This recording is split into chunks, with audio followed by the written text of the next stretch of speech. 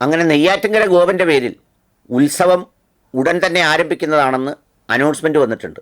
ചില ഉത്സവപ്പറമ്പിലൊക്കെ നാടകം തുടങ്ങുന്നതിന് മുമ്പ് അടുത്ത ബെല്ലോടുകൂടി ഈ നാടകം ആരംഭിക്കുന്നു എന്ന് വളരെ ഘനഗാംഭീര്യ സ്വരത്തിൽ പറയുന്നത് പോലെയാണ് നെയ്യാറ്റിൻകര ഗോപനെന്ന് എല്ലാവരും, ഗോപൻ സ്വാമി എന്ന് അതിൻ്റെ ഗുണഭോക്താക്കളും വിളിക്കുന്ന നെയ്യാറ്റിൻകര ഗോപൻ്റെ മകൻ രാജസേനനാണ് ഇത് പുറത്തുവിട്ടത്. സംഗതി ഗംഭീരമായി മൂക്കുന്നുണ്ടെന്നും അത്താഴ പൂജ എല്ലാ ദിവസവും ഉണ്ടെന്നും പിന്നെ ലിംഗപ്രതിഷ്ഠ അധികം താമസിയാതെ നടത്തുമെന്നും ഒക്കെ മകൻ പ്രഖ്യാപിച്ചിട്ടുണ്ട്. എന്ന് മാത്രമല്ല, ഗംഭീര ഉത്സവവും വരാൻ പോകുന്നു. ഈ സമാധിയാകുന്നു എന്നതിലൂടെ ചിലർ സമാധിയാകുമ്പോൾ മറ്റു ചിലർ ഉയർത്തെഴുന്നേൽക്കും. നമ്മൾ പ്രപഞ്ചത്തിൽ പറയാറില്ലേ, അസ്തമിക്കുന്നത് ഉദിക്കാൻ വേണ്ടിയാണ്, തളരുന്നത് കുതിക്കാൻ വേണ്ടിയാണ് എന്ന് പറഞ്ഞതുപോലെ പരീക്ഷണ കാലഘട്ടമൊക്കെ കഴിഞ്ഞു. സ്വാമിയുടെ ചില റിപ്പോർട്ടുകൾ കൂടി ലഭിക്കാനുള്ളതുകൊണ്ടാണ് വൈകുന്നതെന്നും അങ്ങനെ വൈകുന്നതുകൊണ്ടാണ് ഉത്സവവും മറ്റു കാര്യങ്ങളും തീരുമാനിക്കാൻ കഴിയാത്തതെന്നും അതുകൊണ്ട് വളരെ ഗംഭീരമായ ഉത്സവം ഉടൻ തന്നെ ആരംഭിക്കുമെന്നുമാണ് വാർത്ത വന്നിട്ടുള്ളത്. ഏതൊരർത്ഥത്തിൽ ചിന്തിക്കുമ്പോഴും ധന്യമായ ഒരു കുടുംബജീവിതം ഇരുവർക്കുമുണ്ട്. അല്ലെങ്കിൽ പിതാവും മകനും തമ്മിലുള്ള ബന്ധവും ഇന്നത്തെ കാലഘട്ടത്തിൽ നോക്കുമ്പോൾ ഉജ്ജ്വലമാണ്. മരണപ്പെട്ടുപോയ പിതാവ് തൻ്റെ മരണം കൊണ്ട് തൻ്റെ മക്കളെയും കൊച്ചുമക്കളെയും രക്ഷപ്പെടുത്തുന്നതിനുള്ള വഴിയുണ്ടാക്കുന്നു. മക്കളാകട്ടെ അച്ഛനെ ഏറ്റവും പവിത്രമായ രീതിയിൽ തങ്ങൾക്ക് കൂടി പ്രയോജനപ്പെടത്തക്ക രീതിയിൽ മനോഹരമാക്കി അതിനെ സമാധിയിരുത്തുന്നു.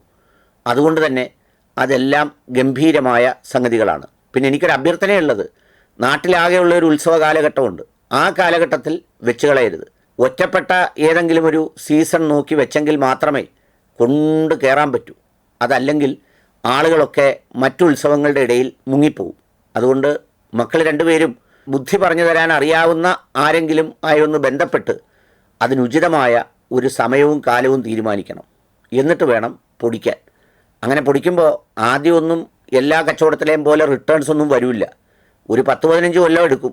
ചിലപ്പോൾ ഈ തലമുറയൊക്കെ മരിച്ചു പോകേണ്ടി വരും. അടുത്ത തലമുറയ്ക്ക് അനുഭവിക്കാൻ പറ്റിയെന്നും വരുള്ളൂ. ഏതായാലും ക്ഷമയോടെ കാത്തിരിക്കുക. അന്ന് ഈ സമാധി സമയത്ത് പൊട്ടിത്തെറിച്ചതുപോലെ വെറുതെ പൊട്ടിത്തെറിക്കുകയും അതിലേക്ക് വേറെന്തെങ്കിലുമൊക്കെ തരത്തിലുള്ള വാർത്തകൾ തിരികെ കയറ്റുകയും അങ്ങനെയൊന്നും ഉണ്ടാകരുത്. വളരെ ശ്രദ്ധാപൂർവം അത് പ്ലാൻ ചെയ്ത് എക്സിക്യൂട്ട് ചെയ്താൽ നിങ്ങൾക്ക് രക്ഷപ്പെടാം. അതുകൊണ്ട് അതിനനുസരിച്ചുള്ള മാർഗങ്ങൾ തേടണം. അത്താഴത്തിന് വകയില്ലെങ്കിലും അത്താഴ പൂജ മുടക്കാതിരിക്കണം. ആ അത്താഴ പൂജയിലൂടെ പിന്നെ അത് അന്നദാനമാക്കി മാറ്റി ഗംഭീരമാക്കണം. അത് പാഴ്സലാക്കി വിൽക്കുന്ന കാര്യത്തെക്കുറിച്ചും ഗൗരവമായി ആലോചിക്കണം. കാരണം ഒരുപാട് ആളുകൾ ഇന്ന് പ്രദേശത്ത് മാത്രമല്ല ഈ പറയുന്നത് പോലെയുള്ള കാര്യങ്ങൾക്ക് മാർക്കറ്റുള്ളത്. അന്യ സംസ്ഥാനങ്ങളിലും അന്യ രാജ്യങ്ങളിലും ഒക്കെ ഇത് കിട്ടും. അതിന് പ്രത്യേകമായ ഒരു ഔഷധക്കൂട്ട് പോലെയുള്ള എന്തെങ്കിലും നൈവേദ്യം തയ്യാറാക്കി അതുകൂടി ഇതിൻ്റെ ഭാഗമായി പ്രചരിപ്പിക്കേണ്ടതാണെന്ന് അഭ്യർത്ഥിക്കുന്നു. രായസേന പിന്നെ മറ്റൊരു സേനനുണ്ടല്ലോ, 2 സേനന്മാരും ധൈര്യമായിട്ട് മുന്നോട്ട് പോവുക.